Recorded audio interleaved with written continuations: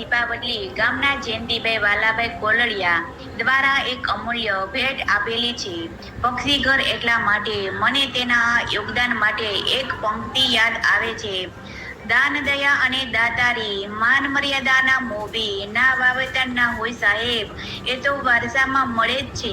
આ મહાન વ્યક્તિ દ્વારા ગામની અંદર એક શોભા વધારે એવું કાર્ય કરી આજુબાજુના ગામમાં હિપાવડલી ગામનું માન વધારી છે।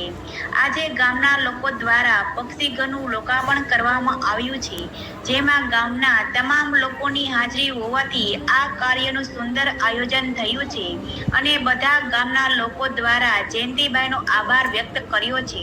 ખૂબ ખૂબ અભિનંદન સાથે આભાર જયંતિભાઈ।